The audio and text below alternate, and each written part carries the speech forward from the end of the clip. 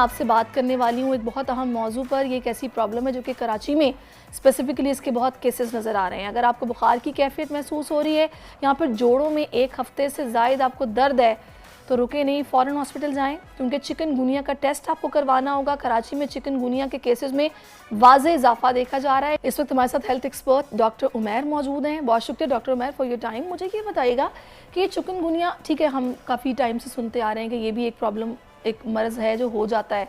ये कराची में इसके ज़्यादा फैलने की वजह क्या हो सकती है? कराची में एक तो पहली बात समंदर है। कराची में लोग पानी का ठहराव जो है वो बहुत ज़्यादा कॉमनली लोगों के घर में देखा जाता है। और ये सिर्फ कराची में नहीं है, इसके इंटीरियर सिंध से बहुत केसेस रिपोर्ट हो रहे हैं। आप सिर्फ कराची को उसमें ना, आप पंजाब साइड में चले जाएं, पंजाब साइड में भी इसके केसेस रिपोर्ट हो रहे हैं। तो बेसिकली इसका ताल्लुक किसी शहर या किसी एक उससे नहीं है कि यहाँ पे ही ज़्यादा हो रहे हैं। उन तमाम इलाके जहाँ पे गर्मी ज़्यादा पड़ रही है, जहाँ पे पानी का ठहराव हमें नज़र आ रहा है, वहाँ पे इसके पैदा होने के या बढ़ने के चांसेस ज़्यादा हैं। अच्छा, अब इसका सिम्टम्स क्या है? लेकिन सिम्टम्स यूजली हम जो हमें बताया जाता है कि बुखार से शुरू होता है, मगर अब हम ये भी देख रहे हैं कि काफ़ी पेशेंट्स आ रहे हैं जिनको फीवर नहीं है, लेकिन जॉइंट पेन से उनके सिम्टम्स स्टार्ट हो रहे हैं। अच्छा। तो जो डोमिनेंट सिम्टम्स हैं वो तो यही हैं कि fever which is more than 103 102 degree centigrade, joint pain जिसमें ख़ास तौर पे नी को बहुत ज़्यादा अफेक्ट करता है ये, और इसके अलावा अगर ये आगे बढ़ता जाता है तो फिर रैश, और रैश जो है वो जनरलाइज रैश होते हैं। ये उसी तरह के रैश होते हैं जो आपको मम्स और मीज़ल्स टाइप के मिलते हैं। अच्छा। वही जनरलाइज रैशेस इसमें आपको मिले जाते हैं। दूसरा हेडेक एंड मायल्गिया, ये बहुत कॉमन सिम्टम्स हैं जो आफ्टर 7 to 10 डेज़ आपको इसमें मिलेंगे। सही। अच्छा, अब ये जो मच्छर है, जैसे कि ये होता है, ये मच्छर भी कोई डेंगू की तरह का ही मच्छर है? ये वही मच्छर है जो मलेरिया भी कर देता है, या फिर कोई नई किस्म है? नहीं, ये वही मच्छर है जो डेंगू कॉज करता है, जिसको हम एडीज इजिप्टी कहते हैं। अच्छा। एडीज इजिप्टी, हाँ, वायरसेस में फ़र्क है। जो डेंगू होता है वो फ्लेवी वायरस है, और जो आपके पास चिकनगुनिया हो रहा है वो अल्फ़ा वायरस है। अच्छा, अल्फ़ा वायरस। लेकिन मच्छर सेम है। मच्छर जो है वो सेम है। जो एहतियाती तदाबीर आप डेंगू में कर रहे होते हैं, वही एहतियाती तदाबीर आपको चिकनगुनिया में करनी पड़ेगी, ताकि आप इससे महफूज इसमें प्लेटलेट्स भी गिरते हैं?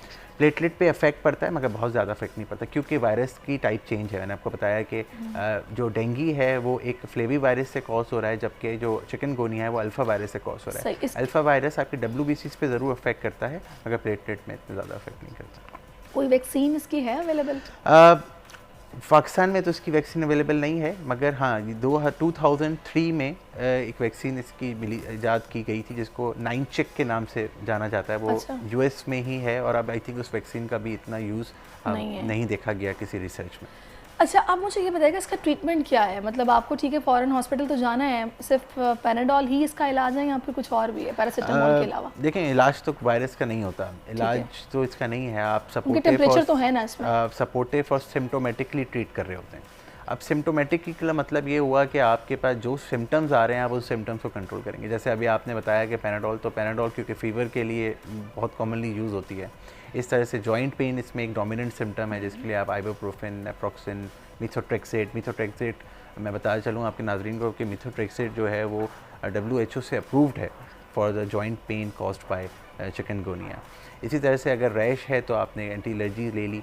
2 चीज़ों का इस्तेमाल जो है वो बहुत मुफीद है इसमें। एक तो एक्सेस हाइड्रेशन, अब अपनी हाइड्रेशन अच्छी रखें, वो किसी भी सूरत में हो सकती है, पानी के सूरत में, मिल्क की सूरत में, सूप की सूरत में, जूसेस की सूरत में।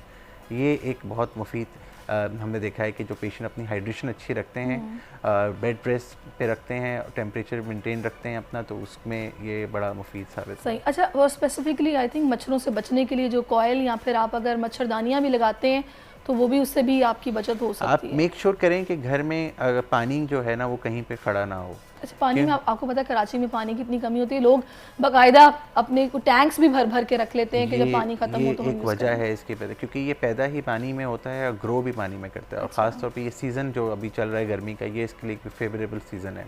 तो बिल्कुल आपने सही कहा कि कॉइल्स हो गए, मॉस्किटो रिपेलेंट्स हो गए, मॉस्किटो नेट हो गए, ये तो आप करें ही, मगर ये सबसे इम्पॉर्टेंट बात ये है कि आप इसकी जो जिस चीज़ से ये पैदा हो रहा है और उसको आप ब्रेक करें। तो उसके लिए है कि आप घर में ये नहीं कि आप पानी का टब भर के रख दें और वो पड़ा रहे उसमें, और आप उसको समझें कि इमरजेंसी के हम इसको यूज़ कर पाएंगे। नहीं, उससे पहले उसमें वो मच्छर पैदा हो जाएगा। एक और वजह भी है डॉक्टर साहब आजकल, वो ये है कि आपको पता है कि धूप बहुत ज़्यादा होती है, तो तो जितने भी वाटर टैंक्स में पानी गर्म हो जाता है, बिल्कुल। लोग अपने वाटर टब्स में पानी को रख लेते हैं कि तरह ठंडा हो जाएगा तो फिर हम यूज़ करेंगे, ये भी वजह है। ये एक बहुत इम्पोर्टेंट कॉज है चिकनगुनिया की इस वक्त यहाँ पर, क्योंकि इसकी ग्रोथ ही मैंने आपको ऐसे बताया कि ये ग्रोथ ही इसकी वाटर में सफाई होती है। से भी इसका ताल्लुक है? साफ़ पानी में ही ये ग्रो करता है, गंदे पानी में ये ग्रो अच्छा। नहीं करता। ये बिल्कुल, अगर सफाई से भी इसका ताल्लुक है। साफ़ मच्छर है ये। साफ मच्छर है ये।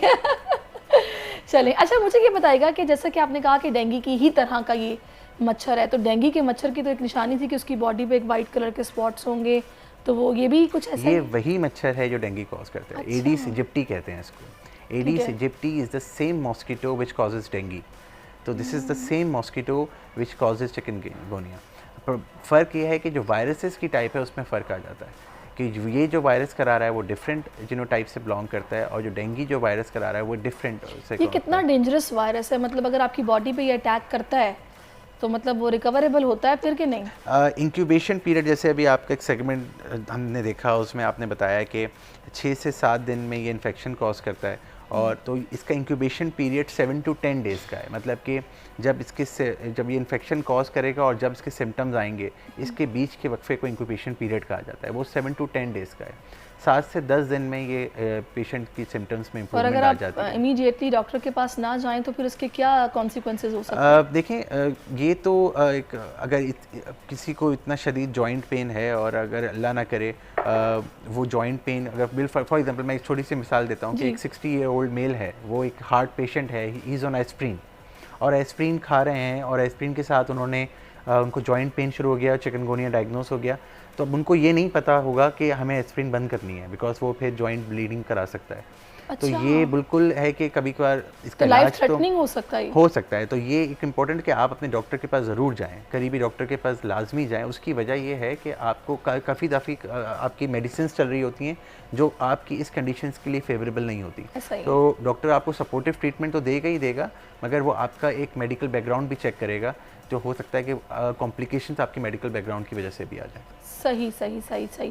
तो अच्छा डॉक्टर साहब, मुझे बताएगा कि इस मौसम में ज़ाहिर गर्मी भी है, मच्छरों का भी एक बहुत आता हमें नज़र आता है, फिर आपको पता आलूदगी भी है, अपनी इम्यूनिटी को बूस्ट करने के लिए हमें क्या करना है? देखें, ये तो बड़ा एक सिंपल का आंसर है। मैंने आपको जैसे बताया है कि इस गर्मी में सबसे इम्पोर्टेंट तो आपकी हाइड्रेशन है। The more you hydrate the more you get fit. पानी जो है वो अल्लाह ताला ने एक ऐसा इसमें डाला है कि वो हर चीज़ की इसमें शिफा जो है वो मिल जाती है। I am sorry to interrupt you, आप क्योंकि JPMC में होते हैं, किस किस्म के केसेस रिपोर्ट हो रहे हैं आजकल? आई थिंक सो ये गर्मी की वजह से तो बहुत हो रहे हैं। देखें, गर्मी की वजह से गैस्ट्रोएंटराइटिस जो है, जिसमें डायरिया आजकल बहुत कॉमन हुआ है। गर्मी की वजह से जो है एक जनरलाइज हीट स्ट्रोक के केसेस बहुत ज़्यादा रिपोर्ट हो रहे हैं। गर्मी की वजह से चिकनगुनिया बहुत ज़्यादा रिपोर्ट हो रहा है, और कुछ माइनर केसेस डेंगू के भी रिपोर्ट हो रहे हैं, बहुत कम। अच्छा, आपने मुझे बताया कि इसका डायरेक्ट ताल्लुक सिर्फ आपकी हाइड्रेशन से है, कि आपको खुद को डिहाइड्रेट नहीं होने देना, पानी का इस्तेमाल बहुत करना है। अब कुछ लोग इसमें ये भी करते हैं कि खाना छोड़ देते हैं, बस उनका सारा फोकस ही पीने पे होता है। एक्चुअली खाना इसलिए छोड़ देते हैं कि इसमें जाहिर सी बात है कि बॉडी में जब आपको फीवर होता है, बॉडी एक होता है, तो आपको भूख नहीं लगती, आपकी भूख जो है वो ख़त्म हो जाती है, वीकनेस इतनी हो जाती है कि आपको भूख लग नहीं रही होती। तो लोग खाना छोड़ते नहीं हैं, खाना बेसिकली वो खा ही नहीं पा रहे हैं, एपेटाइट उनकी लूज़ हो जाती है, जिसकी वजह से वो खाने। तो इसमें भी जब सपोर्टिव मैनेजमेंट हम दे रहे होते हैं तो उसमें हम एपेटाइट स्टिमुलेंट्स भी दे रहे होते हैं, ताकि भूख में इंसान को जो है वो लगती रहे। अच्छा, मुझे ये बताएगा कि इसके सिम्टम्स बच्चों में भी यही है? बच्चों में भी सेम है और बड़ों में भी सेम है। यूजुअली बच्चों में जो है वो इतनी आसानी से ये कॉज नहीं करता, जितने बच्चों में केसेस हमने नहीं देखे हैं, जितने हमने 18 अबव देखे हैं। बिल्कुल। हालांकि बच्चों की इम्यूनिटी लो होती है। ये बच्चों की इम्यूनिटी ये लो होती है, मगर बच्चों में शायद वो प्रोसेस नहीं हो पाता जो बड़ों में, जिस तरह से ये वायरस अपना ट्रांसमिट करता है, उस तरह से बच्चों में नहीं कर पाता। तो बच्चों में इसके केसेस कम हैं कंपेयर टू अडल्ट्स। चलिए, सही है। अच्छा, मैं चाहूँगी फाइनली, क्योंकि वक्त अब बिल्कुल ख़त्म होने वाला है, कोई मैसेज जो कि आप देना चाहें इस बीमारी के हवाले से? जैसे मैंने बताया कि ये मच्छर जो है वो पानी में ग्रो हो रहा है, तो सबसे पहले तो वही बात रिपीट करूँगा कि आप अपने घर में पानी का कहीं ठहराव ना रखें, पानी को जमा करके ना रखें। साफ़ पानी में इसकी ग्रोथ होती है, नंबर 1। इस सीज़न में इसकी ग्रोथ होती है। नंबर 2, मॉस्किटो रिपेलेंट्स हो गए, नेटिंग हो गई, कॉइल्स हो गए, इसका इस्तेमाल अपने घर में करें। और आजकल तो इतना इजी है, हर स्टोर में मॉस्किटो स्प्रेस मिल रहे हैं, और अच्छी अच्छी कंपनीज जो हैं वो एक इनके स्प्रेज बना रहे हैं जो आई थिंक बहुत एक्सपेंसिव भी नहीं है, बहुत ज़्यादा कोई ऐसे भी नहीं है, तो उस पर भी आप काम करें। सेकंड ये कि नंबर आप हाइड्रेशन अपनी बहुत अच्छी रखें, वो आप किसी भी सूरत में रखें, सूप की सूरत में रखें, जूस की सूरत में रखें, वाटर की सूरत में रखें, मिल्क की सूरत में रखें, मगर अपनी you make sure that your hydration is good. चलिए, बहुत शुक्रिया डॉक्टर उमैर, आपने बड़े अच्छे से हमें चिकनगुनिया के हवाले से बता भी दिया, समझा भी दिया। ख्याल अपना रखना ये अब हम पे डिपेंड करता है हम किस तरह रखते हैं। सब्सक्राइब करें और बेल दबाएं ताकि कोई खबर रह न जाए।